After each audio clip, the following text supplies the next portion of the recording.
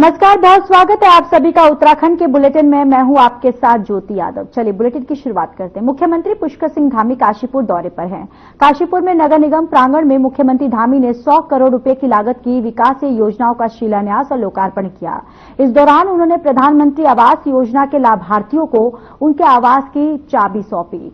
CM Kashipur में stadium में बने हेलीपैड से कार द्वारा महाराणा प्रताप चौक पहुंचे।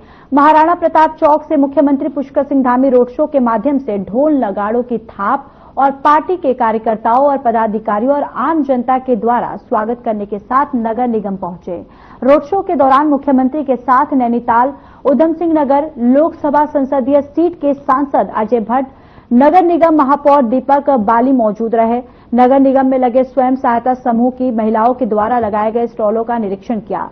मंच पर मौजूद नगर निगम के महापौर दीपक बाली, विधायक त्रिलोक सिंह चीमा और अन्य मौजूद लोगों के द्वारा सीएम धामी का स्वागत किया गया।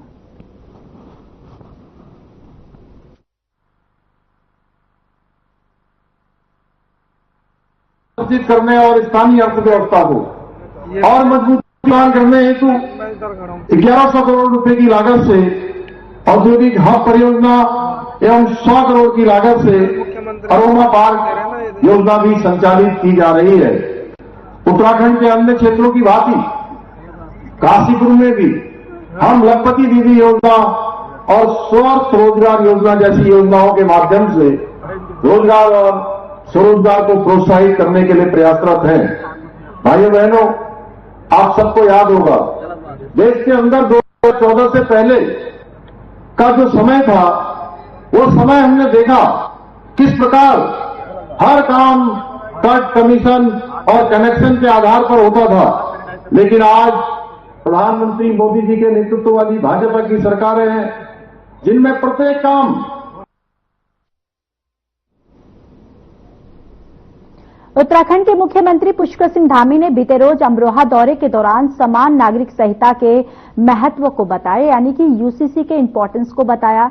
कन्या गुरुकुल चोटीपुरा की छात्राओं ने उनका सांस्कृतिक कार्यक्रम से स्वागत किया, साथ ही मंच पर उनका पुष्पमालाओं से स्वागत किया गया।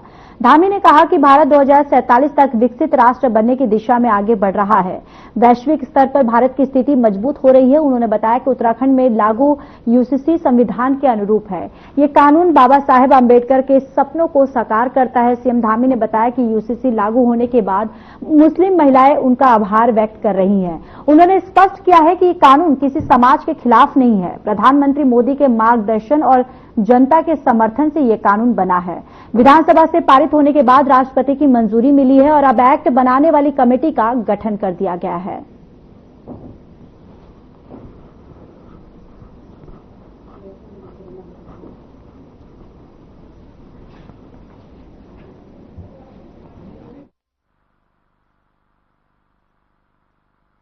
मैं समझता हूं कि ये कार्यक्रम केवल अभिनंदन समारोह नहीं है, बल्कि भारत के संविधान की आत्मा को साकार करने का उत्सव है। जहां पर हम एक उत्सव की तरह यहां पर एकत्र हुए हैं। ये सम्मान सिर्फ मेरा नहीं है, बल्कि देवभूमि उत्तराखंड की जनता, जिन्होंने हमारे प्रधानमंत्री आदरणीय मोदी जी के नेतृत्व में सन 2022 में उत्तराखंड विधानसभा के चुनाव में जो संकल्प हमने आदरणीय प्रधानमंत्री मोदी जी के नेतृत्व में उनके सामने प्रस्तुत किया था, उस संकल्प पर मोहर लगाने का काम देवभूमि उत्तराखंड की 1.25 करोड़ जनता ने किया। इसलिए ये सम्मान ऋषिकेश के परमारथ निकेतन आश्रम में रविवार को 7 दिवसीय अंतर्राष्ट्रीय योग महोत्सव का आगाज हुआ। पहले दिन ब्रह्म मुहूर्त से योग की विधाओं की शुरुआत हुई।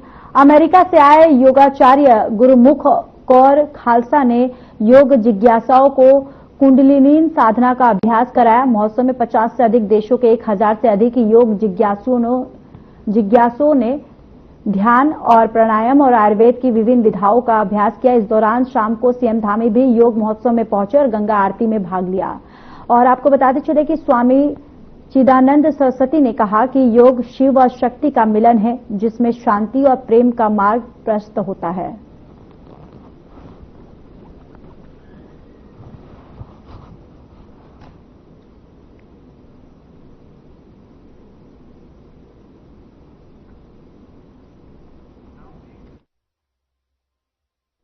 तो वहीं अल्मोड़ा जिले में 3 दिवसीय होली महोत्सव का शुभारंभ हो रहा है। आपको बताते चले कि जिला प्रशासन द्वारा आयोजित इस महोत्सव का उद्घाटन केंद्रीय सड़क परिवहन और राजमार्ग राज्य मंत्री अजय टम्टा ने किया। महोत्सव के पहले दिन महिला होलियारों की टीमें गांधी पार्क से नंदा देवी होते हुए मल्ला महल तक सांस्कृतिक यात्रा निकालते हुए पारंपरिक होली गायन की प्रस्तुति दी और 3 दिनों तक चलने वाले इस उत्सव में महिलाओं द्वारा सामूहिक होली गायन, महिला समूह की विशेष प्रस्तुतियां, राग देश और आधारित होली और कुमाऊं की पारंपरिक बैठकी होली आकर्षक का केंद्र रहा। इस अवसर पर केंद्रीय राज्य मंत्री अजय टम्टा ने सभी को होली की शुभकामनाएं दी और इस सांस्कृतिक धरोहर को सहेजने के प्रयासों की सराहना की।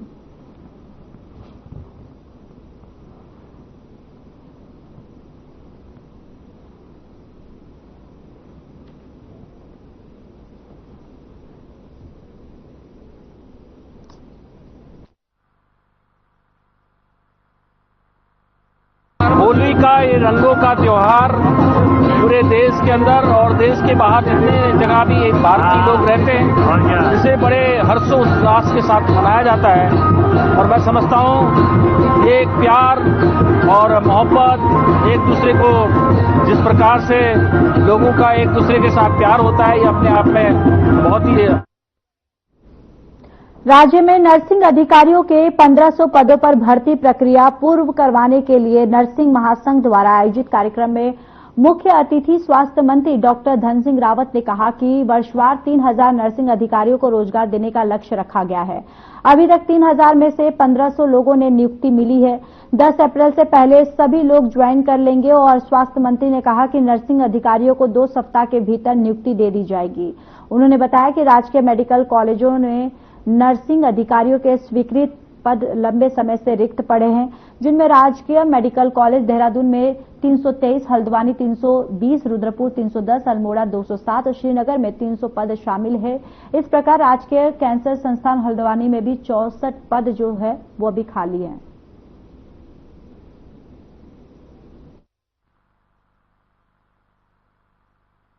सरकार के द्वारा लगभग 3000 नर्सिंग पद निकाले गए थे, जिसमें से 1500 लोगों ने अभी तक नियुक्ति पा ली है।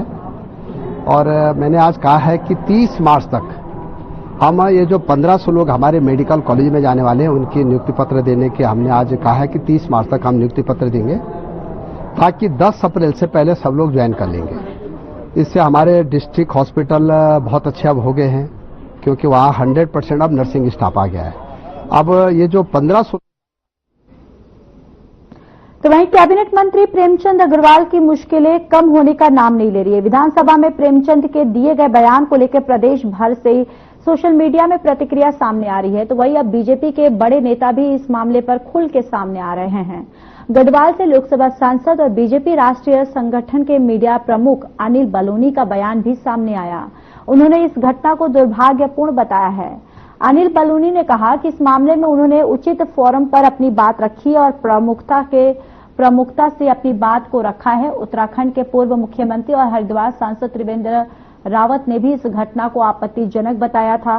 त्रिवेंद्र रावत ने तो ये तक कह दिया था कि संसदीय कार्य मंत्री का पद बहुत गरिमापूर्ण होता है, इसलिए वहां बैठे व्यक्ति को विनम्र और संयमशील होना चाहिए।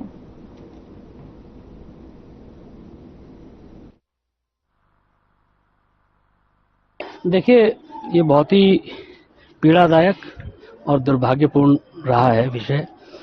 आप सब लोगों को पता है, पार्टी का मुख्य प्रवक्ता हूं।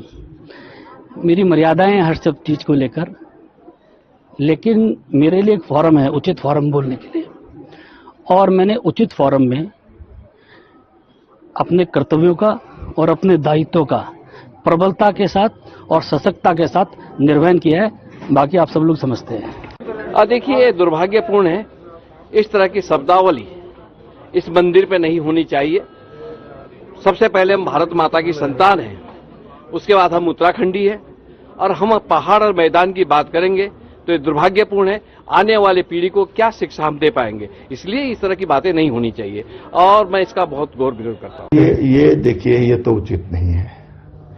हम सब उत्तराखंड के लोग हैं और हमको उत्तराखंड की जो सौहार्द है उसको बनाए रखना चाहिए और इसलिए जो लोग अगर उसको इसलिए उसको हवा दे रहे हैं वो उचित नहीं है। हाँ, उन्होंने जो कहा वो सच में उसको मुझे नहीं लगता। तो वहीं बीते दिनों मुख्यमंत्री पुष्कर सिंह धामी दिल्ली दौरे पर रहे। बताते चले कि मंत्रिमंडल विस्तार को लेकर एक बार फिर से चर्चाएं जो हैं वो तेज हो गई हैं। मुख्यमंत्री ने दिल्ली में राष्ट्रीय संगठन महामंत्री बीएल संतोष से मुलाकात की। इस दौरान माना यह भी जा रहा है कि कैबिनेट विस्तार की चर्चाओं के बीच ये अहम मुलाकात है। बीजेपी प्रदेश प्रवक्ता कमलेश रमन ने कहा कि बहुत जल्द मंत्रिमंडल विस्तार होगा। सीएम धामी दिल्ली पहुंचे, किन मंत्रियों के नाम पर मोहर लगेगी ये शीर्ष नेतृत्व तय करेगा।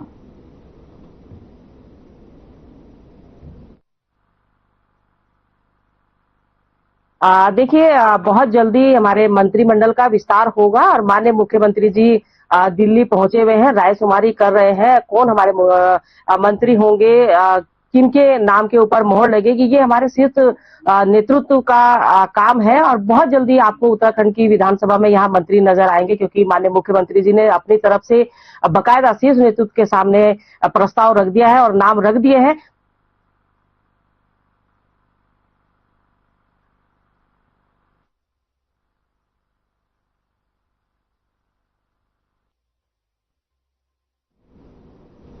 खबर ऋषिकेश से है, जहां पूर्व सैनिकों के लिए बड़ी खबर है कि ऋषिकेश में अब एम्स में कैशलेस उपचार मिलेगा और ईसीएस और ऋषिकेश एम्स के बीच ये करार हुआ है, जिसके अंतर्गत अब सैनिकों को कैशलेस उपचार मिलेगा। क्षेत्रीय केंद्र और ईसीएचएस देहरादून और एम्स ऋषिकेश के साथ एक एमओयू भी साइन हुआ है, जिससे सभी पूर्व सैनिकों को एम्स में कैशलेस इलाज मिल पाएगा और एम्स निदेशक और मेजर जनरल प्रेमराज एसएम और वीएसएम जीओसी उत्तराखंड अब एरिया के बीच समझौतों का आदान प्रदान हुआ है।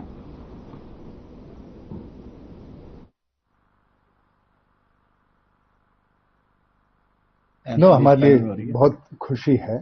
हमारे लिए बहुत खुशी है कि आज ये बहुत महत्वपूर्ण इनिशिएटिव संपन्न हुआ है। हमारे पूरे उत्तराखंड में तकरीबन 4.5 लाख से ज्यादा पूर्व सैनिक है और उनके डिपेंडेंट्स है। तकरीबन 20,000 के करीब वीर नारी वीरांगनाएं।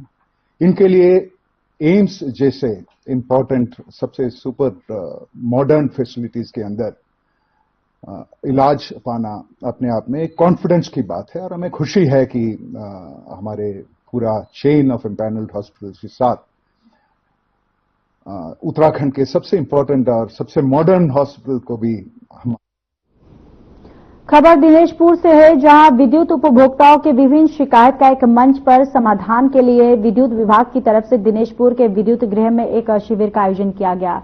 शिविर में विभिन्न तरह के शिकायतों का निदान एक मंच पर किया गया और वहीं इस शिविर में उपभोक्ताओं के बकाया बिजली बिल की वसूली के साथ संशोधन सहित अन्य समस्याओं का निवारण किया गया। तो वहीं विद्युत विभाग के अधिशासी अभियंता उमाकांत चतुर्वेदी ने बताया कि विभाग की तरफ से शिविर लगाकर उपभोक्ताओं से बकाया बिजली बिल की वसूली, बिल संशोधन जैसे 25 आवेदन का समाधान किया और सभी से बिजली के बकाया बिल का भुगतान करने की अपील की और साथ ही कहा कि बिजली बिल में गड़बड़ी से बचने के लिए स्मार्ट मीटर जो है वो स्मार्ट मीटर लगाया जाए, जिससे बिजली का बिल जमा करने से परेशानियों से बच सकते हैं और साथ ही बिजली का बिल जमा न करने पर कनेक्शन काट देने की चेतावनी दी।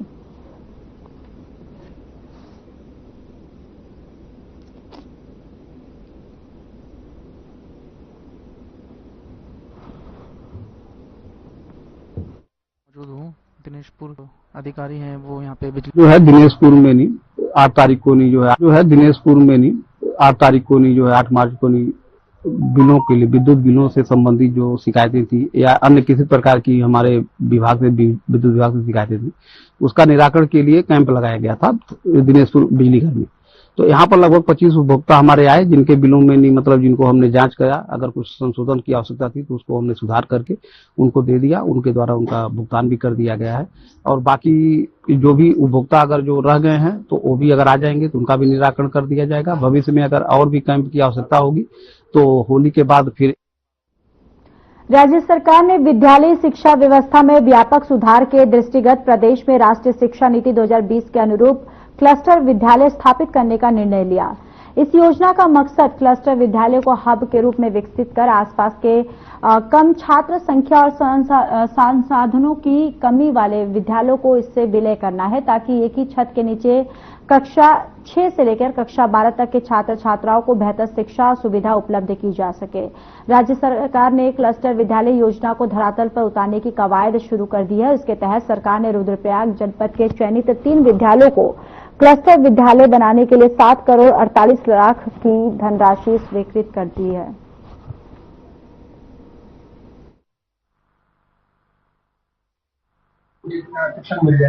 उसमें पूर्व में भी NIS और DLED को लेकर के अलग अलग स्तरों पर माननीय उच्चतम न्यायालय में, माननीय उच्च न्यायालय में चल रहे थे और ऐसे माननीय उच्चतम न्यायालय में याचिका NIS के जो छात्र उन्होंने दी हुई है उस पर सुनवाई होनी है और जैसे ही निर्देश मिलेगा फिर हम लोग आगे कार्रवाई करेंगे।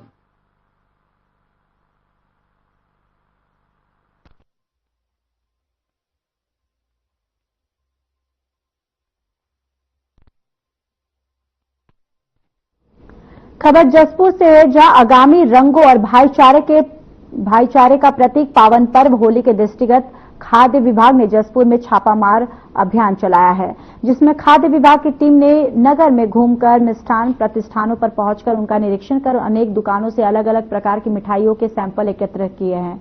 सफाई व्यवस्था को देखकर मिली गंदगी के चलते चालानी कार्रवाई की गई है। खाद्य सुरक्षा टीम के आने की सूचना आग की तरह फैल गई थी, जिससे अधिकांश दुकानदार अपनी अपनी दुकानों का शटर गिराकर गायब हो गए।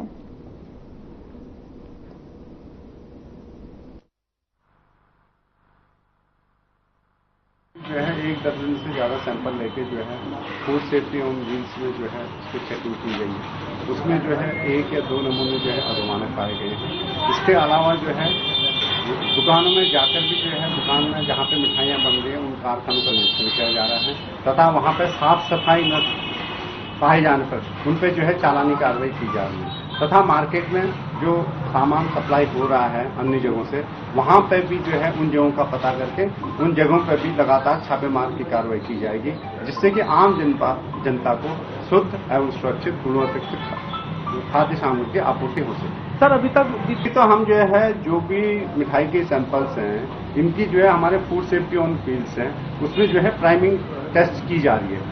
सैंपल जो है कलेक्शन करके यहाँ पर हमारे जो फूड सेफ्टी ऑन व्हील्स आ रही है उसमें जो है लगातार जो है टेस्ट किए जा रहे हैं। इसमें हमारे जो है जो फूड एनालिस्ट है वो चेक कर रही है, उसके बाद जो है वो रिजल्ट बताएंगे कि उसमें से कितने नमूने जो है मानकों के अनुसार पाए गए।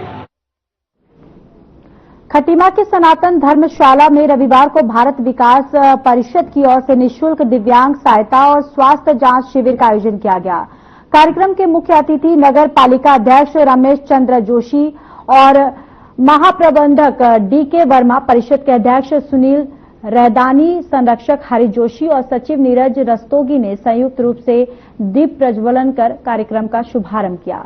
इस दौरान 70 मरीजों की आंखों की जांच की गई, जिसमें 30 मरीजों में मोतियाबिंद पाया गया, जिनका ऑपरेशन निरंजना हेल्थ केयर की तरफ से निःशुल्क किया गया। तो वहीं 80 मरीजों के दांत, शुगर और BP की जांच की गई। 29 दिव्यांगों को पैर और हाथ के कैलिपर लगाए गए। इस मौके पर 12 नए रजिस्ट्रेशन किए गए। 9 लोगों को ट्राईसाइकिल, व्हीलचेयर और वॉकर बांटा गया।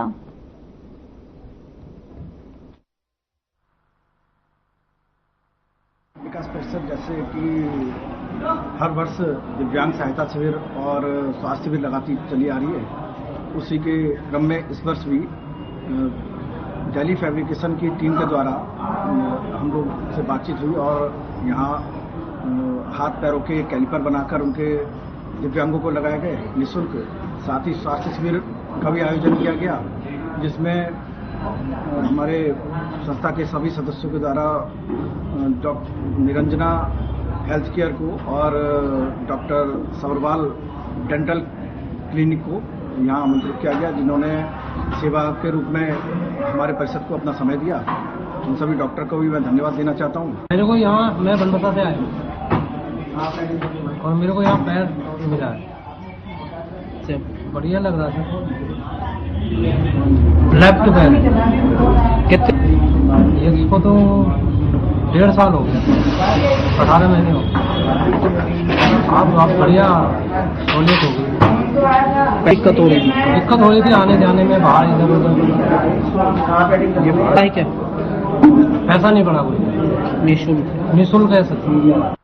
बढ़िया सुविधा होगी, अभी पैर लग जाएगा तो सर चल फिर लेंगे हम। ऋषिकेश के परमारथ निकेतन गंगा तट पर होने जा रहे अंतर्राष्ट्रीय योग फेस्टिवल में योग, ध्यान और आयुर्वेद के साथ ही पीएम नरेंद्र मोदी की तरफ से उत्तराखंड में घाम तपो पर्यटन को बढ़ावा देने के लिए योग के मंच से आह्वान किया जाएगा। परमारथ निकेतन की साध्वी भगवती सरस्वती ने बताया कि पीएम नरेंद्र मोदी ने उत्तराखंड में शीतकालीन यात्रा के जरिए पूरे वर्ष यात्रा चले और जिसको लेकर घाम तपो पर्यटन के रूप में बढ़ावा देने का मैसेज दिया है।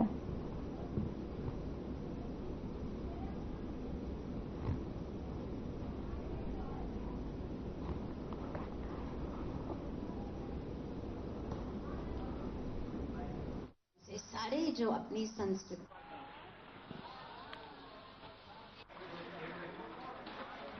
जैसे हमारे ऑनरेबल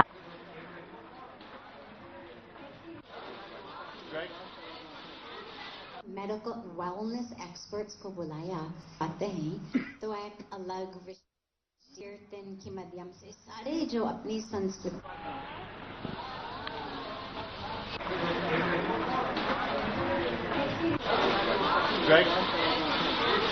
मेडिकल वेलनेस।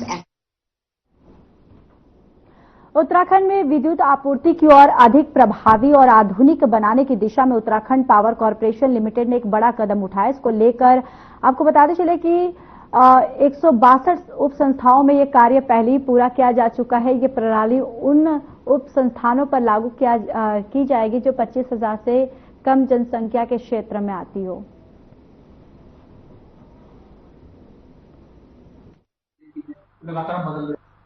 आईडीएसएस के तहत हम लोगों को जो कार्य दिया गया है, हम कोशिश कर रहे हैं कि 1 साल के अंदर जितनी भी योजनाएं हैं वो पूरी कर सकें। लेकिन यद्यपि ये काम थोड़ा सा लेट अवॉर्ड हो पाया पूरे देश में, तो हो सकता है कि इसका एक्सटेंशन और मिले तो 2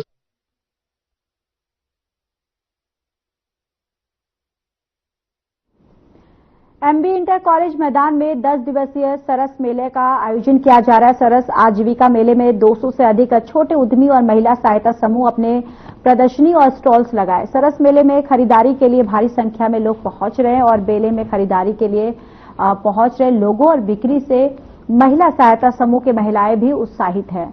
मेले में आपको बताते चले कि 172 स्टॉल्स जो है वो लगाए गए हैं।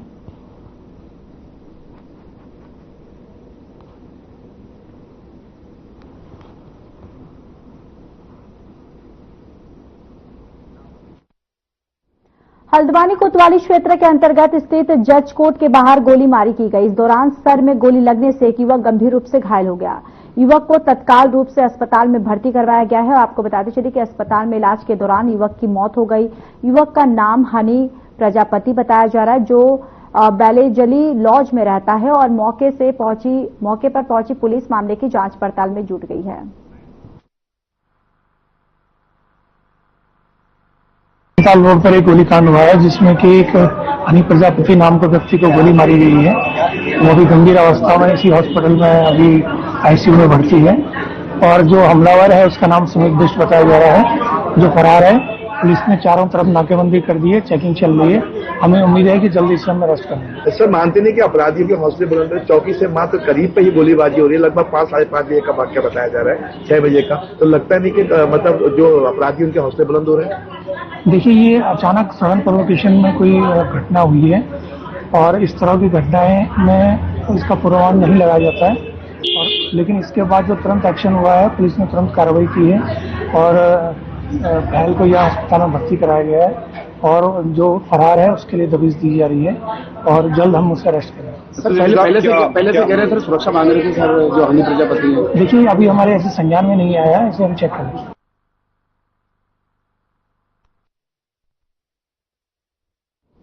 रंगों के पर्व होली को लेकर कोटद्वार के बाजारों की रौनक देखते ही बन रही है। कोटद्वार के झंडा चौक और उसके आसपास के बाजारों में लोग होली के रंगों की जमकर खरीदारी कर रहे हैं। उधर होली पर किसी प्रकार की कोई हुड़दंग न हो, इसको लेकर पुलिस प्रशासन भी सतर्क है और एएसपी चंद्रमोहन सिंह ने लोगों से अपील करते हुए कहा है कि छतों से कोई गुब्बारे या रंग किसी के ऊपर ना फेंके। तो बहुत अच्छा रंगों का त्योहार है होली और दुनिया बहुत प्यार मोहब्बत से बनाए, हम तो ये कहते हैं सारे पे।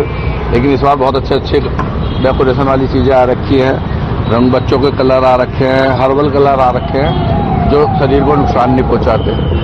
बहुत अच्छे कलर आ रखे हैं और स्प्रे आ रखे हैं जो परफ्यूम से वो है, परफ्यूम वाले स्प्रे हैं जो बहुत सुंदर स्प्रे हैं। ये स्प्रे किसी भी तरह से कोई तरह से नुकसान नहीं पहुंचाते। करेंगे ओवर स्पीडिंग या विदाउट हेलमेट में बाइक चलाते हैं होली के दिन, तो ऐसे लोगों पर हमारी सख्त नजर रहेगी और कार्रवाई होगी।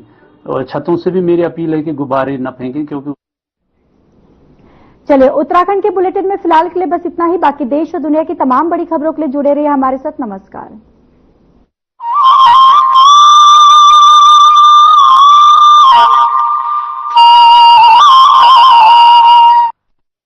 क्या रंग खिला